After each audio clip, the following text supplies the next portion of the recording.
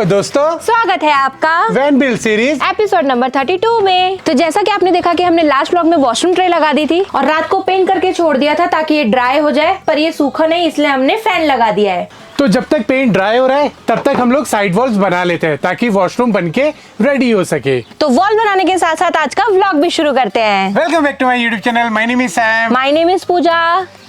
बोलेगा नहीं ओ भैया सो गुड्डा ने बोल ही दिया। बिली बोलेगा नहीं बोलेगा, इसका नाम है बहू बहू। और आप देख रहे हैं राइडिंग विद पीस।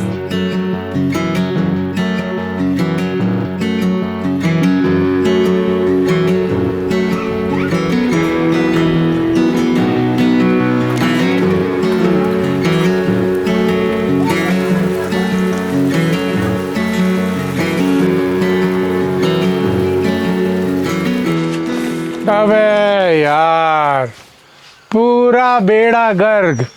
भाई साहब बारिश आई, गर्मी से राहत तो दे गई, लेकिन इसको आधा अपने साथ ही ले गई। अब इसका ऑपरेशन करना पड़ेगा ताकि हम लोग यहाँ पे गर्मी के अंदर जब धूप निकलती है नीचे खड़े होके काम कर पाए। आप लोगों को ऐसा नहीं लग रहा है जैसे जैसे काम कंप्लीट होता जा रहा है, वैन कंप्लीट होती जा रही है, ये साथ छोड़ती जा रही है? बस कुछ दिन और चल जाए ताकि धूप के अंदर हम लोग यहाँ पे खड़े होके काम कर सके।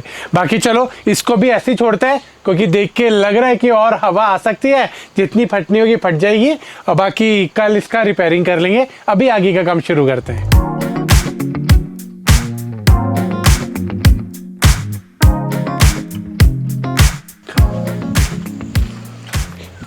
यहाँ बहाना तो मच्छरों का हो जाता है कि मच्छर काट गया, लेकिन ऐसे छोटे छोटे कीड़े जो दिखते भी नहीं है और जब काट के जाते हैं ना तो ऐसा मोटा मोटा सूज जाता है, क्या ही बताऊँ मैं आपको। और पेन इतना करता है हद से ज़्यादा। तो ओडोमॉस लगा लिया है, थोड़ा बहुत प्रिकॉशन हो जाता है, नहीं तो इतने ढीठ है। ओडोमॉस भी मतलब लाइलाज बीमारी है एक तरीके से ये। तो मैंने अंदर से वॉल का फ्रेम का साइज़ ले लिया था यहाँ पे। तो अभी एक एक करके बीम्स को कट करते हैं और इंस्टॉल करते जाते हैं।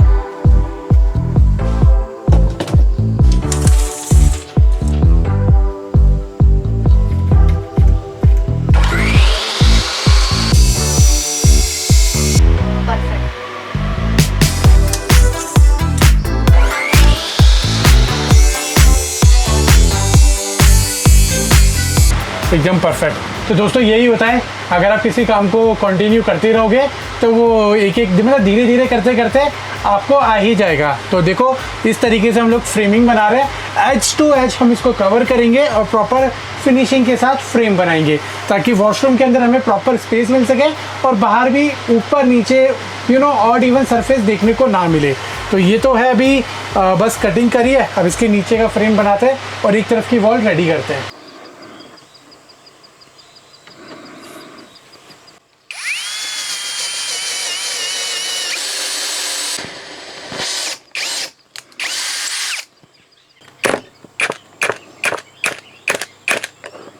ओके दोस्तों, तो हमने पॉकेट होल की मदद से ना ये वाली लकड़ी जॉइंट कर दिया। देखो स्क्रू यहाँ से अंदर की तरफ चला गया है, इजीली कनेक्ट हो गया है। लेकिन आपको एक चीज़ अपडेट करना चाहूँगा, ये है इसका डिवाइस पॉकेट होल करने का। इसके साथ में ना कुछ बेट्स आती हैं जिसके आगे ना ऐसे नोब्स निकली होती हैं। तो अगर आप खरीद रहे हो तो ध्यान रखना, ये वाली बिट अगर जितनी लंबी होगी उतना अच्छा पॉकेट होल होगा। ये अभी अच्छे से काम नहीं कर रही है, आगे से लकड़ी ख़राब कर दे रही है, इसलिए बाहर निकाल के हमें दोबारा से उसकी सेटिंग करनी पड़ रही है। तो ये देखो हमें पता नहीं था पॉकेट होल में इस तरीके से होता है, अभी एक्सपीरियंस मिला है। अब कभी नेक्स्ट टाइम ज़रूरत होगी तो अब तो आइडिया है। अब तो आइडिया, तो लंबी वाली बिट हम खरीद के लेके आएंगे।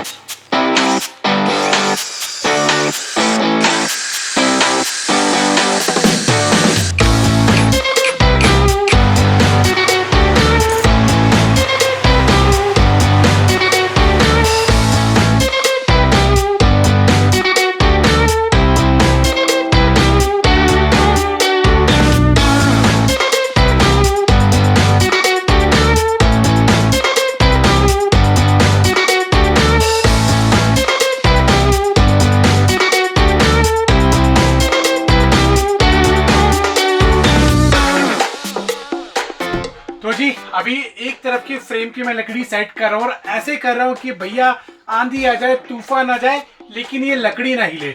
और एक भाई का कमेंट आया था कि ये शावर ट्रे जब आप चलाओगे तो वाइब्रेशन से छूट जाएगी, निकल जाएगी, ये सारे स्क्रू नीचे गिर जाएंगे, टेढ़ी मेढ़ी जाएगी।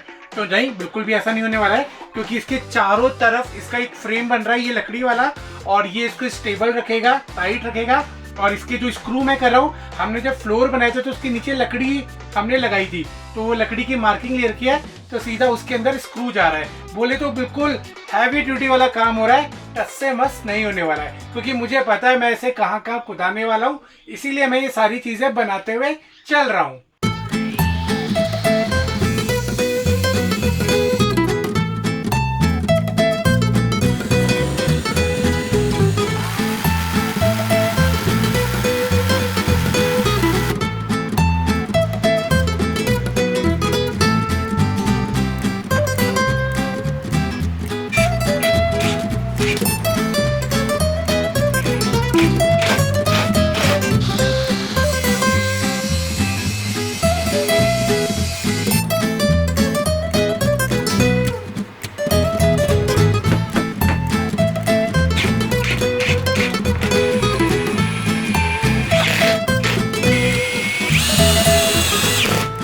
तो दोस्तों फ्रेमिंग का ना सबसे टफ वाला पार्ट हमारा कंप्लीट हो चुका है। यहाँ पे मैंने इस तरीके से प्रॉपर तरीके से फिक्स कर दिया है और ये बिल्कुल मजबूती के साथ लगाया गया है।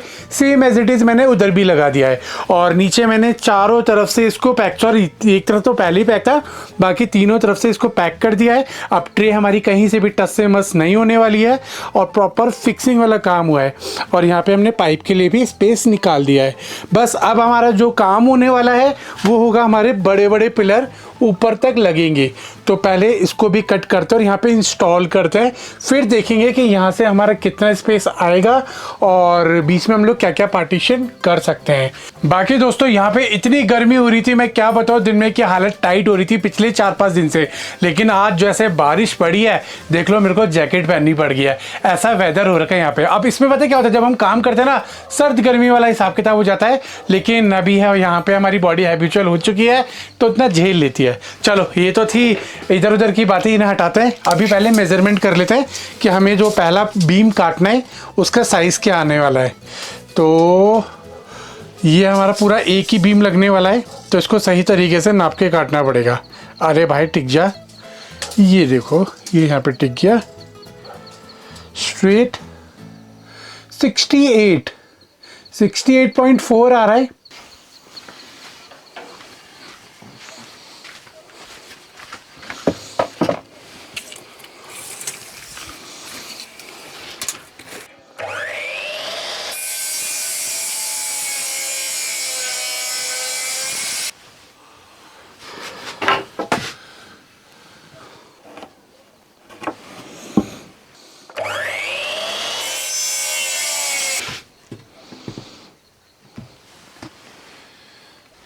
ओके दोस्तों, तो एक बीम हमने खड़ा कर दिया है और यहाँ पे हमने 90 डिग्री वाला जो हमारा डी है उसको सेट कर दिया है ताकि हमारी प्रॉपर लेंथ निकल सके। तो देख लो जी, कुछ इस तरीके से अभी लुक आ रही है। लेकिन ये बीम लगाने का मेन रीज़न ये है क्योंकि मुझे यहाँ से लेके यहाँ तक एक और बीम लगाना है और ये नीचे से जाएगा, तो ये डायरेक्ट ऊपर नहीं लगने वाला है, क्योंकि अगर डायरेक्ट ऐसे लगाया तो जंप वगैरह कुछ भी आएगा तो ये पूरा डैमेज हो जाएगा हमारा। तो इसीलिए अभी एक लकड़ी हमें यहाँ से यहाँ तक लगानी पड़ेगी, उसके बाद हम लोग ये नीचे से बीम लगा सकते हैं। तो चलो यहाँ पे मार्किंग कर लेते हैं और फिर उसके बाद नाप लेते हैं।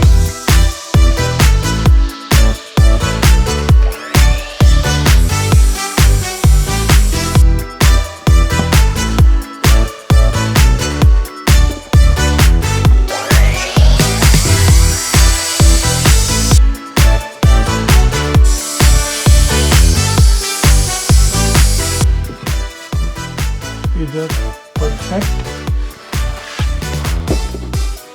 और इधर तो और भी ज़्यादा परफेक्ट।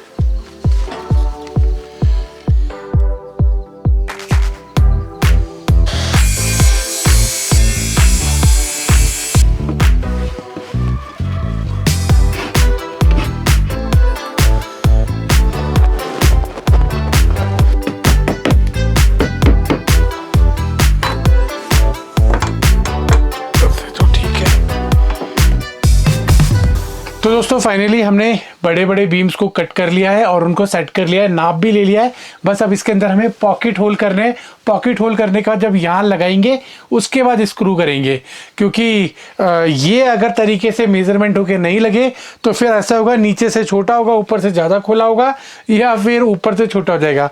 तो एक्यूरेट मेजरमेंट में हमें करना पड़ेगा, ताकि फिर हम लोग बीच के जो हमें पार्टीशन करने हैं हम वो भी ईजिली कर पाए।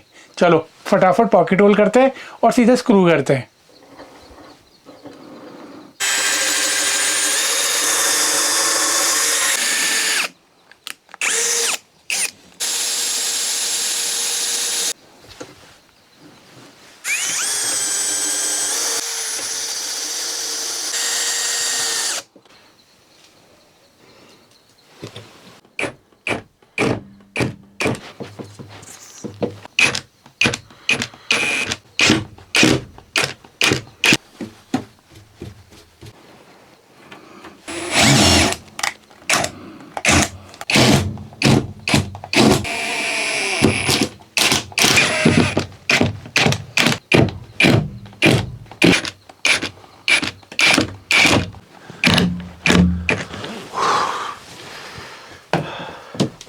दोस्तों थोड़ा सा काम करो, गर्मी लगी जाती है।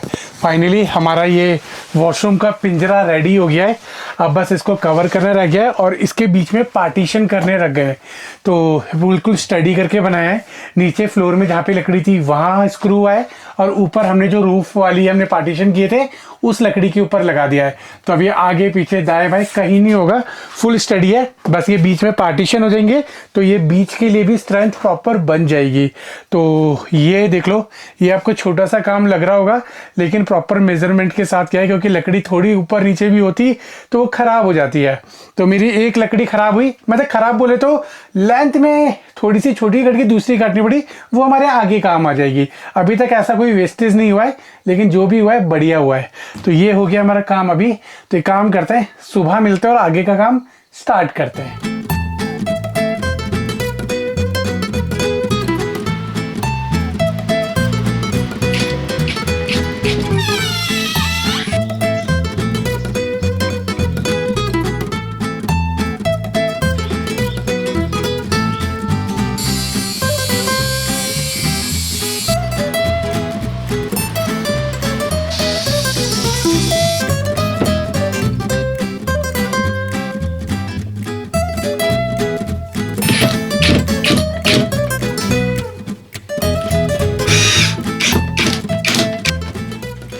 तो जिस फ्रेम को हमें बहुत स्टडी वाला बनाना पड़ेगा, क्योंकि इसके अंदर ना, अंदर से तो ये पैक हो जाएगा हमारा, लेकिन जो बाहर की तरफ है इस स्पेस को हम लोग पूरा यूटिलाइज करने वाले हैं। यहाँ पे हम लोग सोच रहे कि यहाँ पे हम लोग लगाएंगे अपना टीवी जो यूएसबी से चलेगा, और उसके बाद यहीं पे सोच रहे कि या तो ऊपर की तरफ या नीचे की तरफ साउंड बार लगाएंगे। तो आप प्लीज कमेंट करके सजेशन दीजिए कि साउंड बार ऊपर लगाएं या फिर नीचे की तरफ। हमारा जो बेड का लेवल आएगा वो यहाँ तक आने वाला है, इस इधर तक। तो इसके ऊपर साउंड बार अगर यहाँ होगा तो मुझे लगता है आवाज़ दब जाएगी। तो साउंड बार ऊपर रखते हैं और यहाँ पे हमारा टीवी आ जाएगा, इधर कुछ डेकोरेटिव आइटम रख लेंगे। तो ऐसा कुछ प्लान मैं कर रहा हूँ। बाकी आप क्या सजेशन देते हो प्लीज़ कमेंट करके बताना, फिर उसी हिसाब से मैं यहाँ के पार्टीशन कर दूंगा।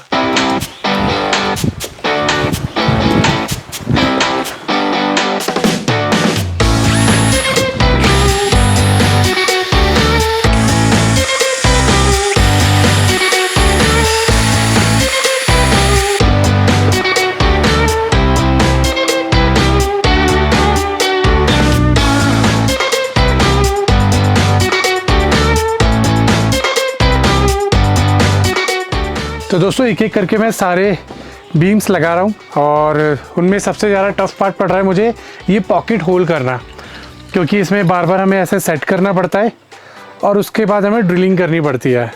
और डबल मेहनत कैसे हो रही है कि ये ड्रिल बिट छोटी है तो ये प्रॉपर अंदर नहीं जा पाती है और वो होल प्रॉपर हो नहीं पाता है, तो इसीलिए डबल मेहनत हमारी यहाँ भी हो रही है। अगर ये ड्रिल बड़ी होती काम बढ़िया हो जाता और इजीली हो जाता। अब देखो जो मैंने ड्रिलिंग किया है इसमें बस ऊपर ऊपर से डेमो बनाए, अब इसको प्रॉपर शेप में लाने का काम और अंदर तक ड्रिल करने का काम मुझे मैनुअली करना पड़ेगा।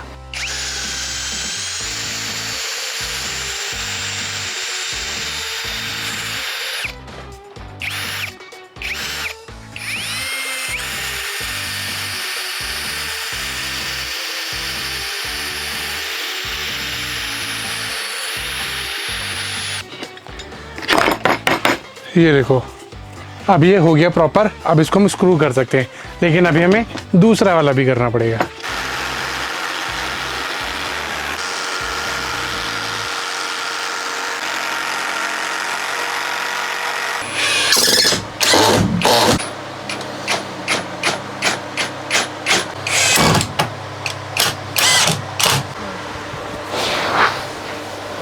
कल बारिश पड़ी थी जरा सी, शाम को जैकेट पहननी पड़ गई और अभी दिन में फिर से ऐसी गर्मी हो गया है कि अंदर अगर फैन ना चलाए ना उबल जाएंगे अंदर, इस तरीके की गर्मी है। तो यहाँ पे मैंने अभी फ्रेम को नीचे से प्रॉपर सेट कर दिया है। अब इसके बाद यहाँ पे कोई काम नहीं होना। ये बीच में 2 बीम लगा दिए ताकि हमारा वाटर का कनेक्शन हो पाए। ये पाइप यहाँ से कट जाएगा, यहाँ पे हमारा टैप आ जाएगा, यहीं से हमारे सारे कनेक्शन हो जाएंगे और यहाँ से एक ओपनेबल हम सिस्टम बनाएंगे ताकि कभी रिपेयरिंग करनी हो तो हम लोग इसको चेक कर सके। और वैसे तो पीछे से भी दिख जाएगा, पीछे से रखूंगा ताकि अगर आगे से खोलना पड़े तो कम टाइम लगे, पीछे से चेक कर पाए। तो पीछे से टेम्परेरी से बंद कर देंगे और आगे तो प्रॉपर हमारा टैप लग ही जाएगा। तो ये हमारी फिटिंग हो गई यहाँ पे कंप्लीट।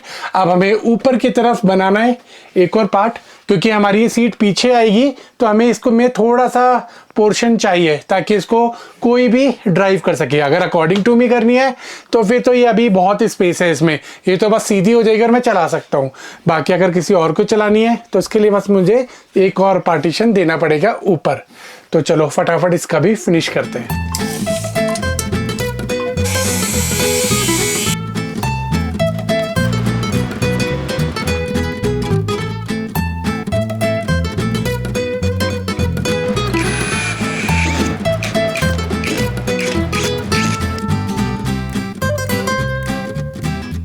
परफेक्ट काम हो गया है और हमें ये हैंडल भी खोलने की ज़रूरत नहीं पड़ेगी, बस ये वाला खोलने की ज़रूरत पड़ सकती है एक बारी को, वरना वो भी नहीं लग रहा है। और इतना तो डाउन होने नहीं वाला है सीट, क्योंकि आगे बहुत ज़्यादा स्पेस है, लेग रूम बहुत अच्छा है, तो ये हल्के साथ सीधा ही रहने वाला। ओके दोस्तों, तो अभी थोड़ा सा Q&A कर लेते हैं। अब काफ़ी सारे लोग बोल भी रहे थे कि यार ये बार बार Q&A क्यों करते हो, क्योंकि हम लोग यार ये बार बार नहीं बनाने वाले हैं। तो वैन से रिलेटेड बहुत सारे सजेशन भी आते हैं और बहुत सारे क्वेश्चंस भी आते हैं, तो क्यों ना उन चीज़ों को अभी हैंड टू हैंड निपटा लिया जाए। तो इसीलिए छोटे मोटे सवाल हम लोग इसी में कर लेते हैं। ओके, तो पहले रेविस्टार्स रिची 8399 का क्वेश्चन है। नमस्ते, so basically you're just gonna dump your dirty water on the ground, so no tanks to fill up wastage water, just dump it wherever. Is that the idea? तो इस idea के लिए आपको हमारी पुरानी सारी वीडियोस देखनी पड़ेंगी, तब आपको अपना ये सारा सवालों के जवाब आपको मिल जाएंगे। तो आप थोड़ी सी मेहनत कीजिए ताकि हम लोगों की जो मेहनत है वो वसूल हो सके। ठीक है, तो हमारा जो भी आइडिया वो आपको हमारी पुरानी वीडियोस में मिल जाएगा। यस। तो अगला क्वेश्चन है चहल सिंह दीप जी का। सारी वैन बहुत अच्छी तरह से बिल्ड कर रहे हो, बहुत मेहनत कर रहे हो, पर सॉरी बाथरूम का काम शायद आपको दिक्कत देगा, जो काम अच्छा नहीं हुआ। हाँ, हो सकता है कि शायद अच्छा नहीं हुआ। देखो, पहली बार वैन बना रहा हूँ मैं इंडिया के अंदर, और अगर किसी ने इस तरीके से वैन पहले बनाई होती और अपना एक्सपीरियंस शेयर किया होता तो शायद अभी अपने को DIY इतना नहीं करना पड़ रहा होता।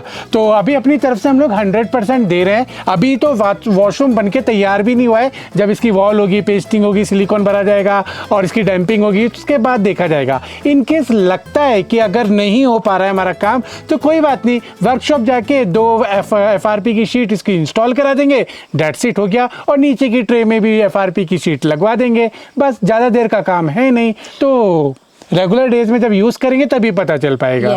तो अगला क्वेश्चन है कृष्ण प्रिया 14 का। FRP शीट से क्यों नहीं बनवाया इंटीरियर, प्लाईवुड क्यों यूज कर रहे हो? देखो, हम लोगों का प्लान था, हम लोगों का ड्रीम था कि इस वैन को हम अपने हाथों से बनाएं, और जो FRP का काम होता है उसमें बहुत सारे केमिकल यूज होते हैं और उसके अंदर बहुत सारे छोटी छोटी शीट्स आती है जिनको जॉइंट करके केमिकल मिक्स करके वो बनाया जाता है। और फिर उसके बाद क्या होता है कि जो भी आप स्ट्रक्चर बना रहे हो, पहले उसका आपका डेमो बनता है, फिर उसके ऊपर उसकी लेयरिंग लगा के वो FRP की शीट बनाई जाती है।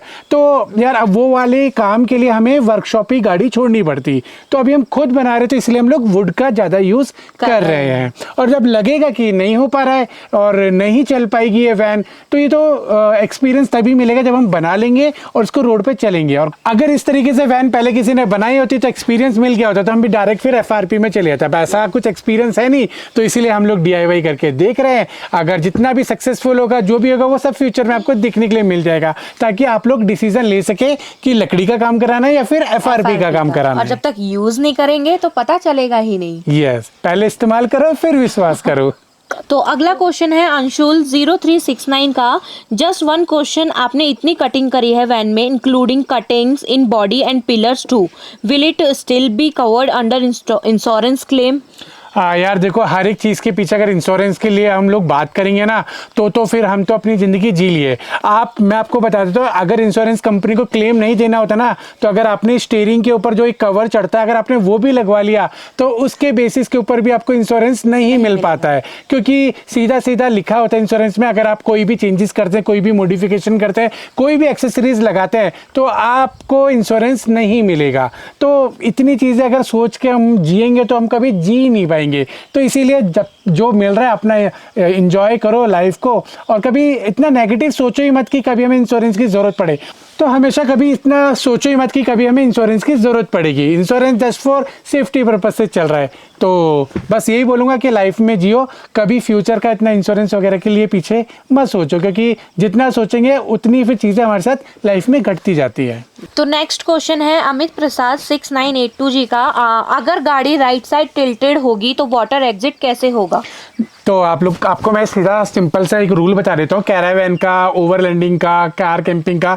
जब भी हम लोग कार को पार्क करते हैं और कैंपिंग करना शुरू करते हैं, तो सबसे पहले हम लोग उसकी बैलेंसिंग करते हैं, ताकि हमारे अंदर का जो स्ट्रक्चर है हम लोगों को सीधा सोने के लिए मिले, और जो भी हमने उसके अंदर वाटर फ्लो का सिस्टम बनाया हुआ है वो प्रॉपर मेंटेन होके हमारा वर्क करे। हम सीधा जाते ही कैंपिंग करने नहीं लग जाते हैं। जितने भी ओवरलैंडर्स हैं सब यही काम करते हैं। अगर गाड़ी बैलेंस नहीं होती तो ईंट लगाते हैं, कोई ना कोई सपोर्ट लगा के गाड़ी को पहले बैलेंस करते हैं, और फिर उसके बाद अपना कैंपिंग करना शुरू करते हैं। तो उसी हिसाब से वाटर का भी ड्रेन सिस्टम काम करता है, और बाकी जो हम लोग सोते हैं उसकी भी प्रॉपर हमारी सीधी स्ट्रेंथ, जो स्ट्रेट जो लाइन होती है वो प्रॉपर मेंटेन हो पाती है।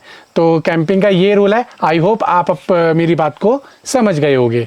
तो अगला क्वेश्चन नहीं है, उनका सजेशन है। दीपक गुप्ता जी लिख रहे हैं, avoid negative comments, just focus on your work, love your channel. देखो, नेगेटिव कमेंट पे तो मैंने आज तक कभी इतना गौर किया ही नहीं है, क्योंकि ऑलमोस्ट 10 साल के आसपास हो गए मेरे को यूट्यूब करते हुए। अगर इतना गौर कर रहा होता तो यूट्यूब मैंने कब का छोड़ दिया होता। तो बस यही होता है कि कुछ लोगों की आदत होती है कि जिनको खुद तो काम करना नहीं होता और कोई दूसरा काम कर रहा होता तो उसमें उंगली करने की आदत होती है। वो रियल लाइफ में भी होते हैं आपके, सिर्फ यूट्यूब के ऊपर ही कमेंट करने वाले नहीं होते। तो कभी कभी होता है ना कि उनको थोड़ा सा जवाब दे दे, तो वो कमेंट ही इसलिए करते हैं कि हमें जवाब मिले, तो उनको खुश करने के लिए कभी कभी उनके सवाल उठा लेते हैं। तो नेगेटिव कमेंट का तो मेरे ऊपर कोई असर ही नहीं पड़ रहा होता। यूट्यूब कब का छोड़ दिया होता मैंने। फिर हम वैन ही नहीं बना रहे होते। हम वैन ही नहीं बना रहे होते, हम आराम से मैं अपना बिजनेस खोल के अपनी नॉर्मल जिंदगी जी रहा होता।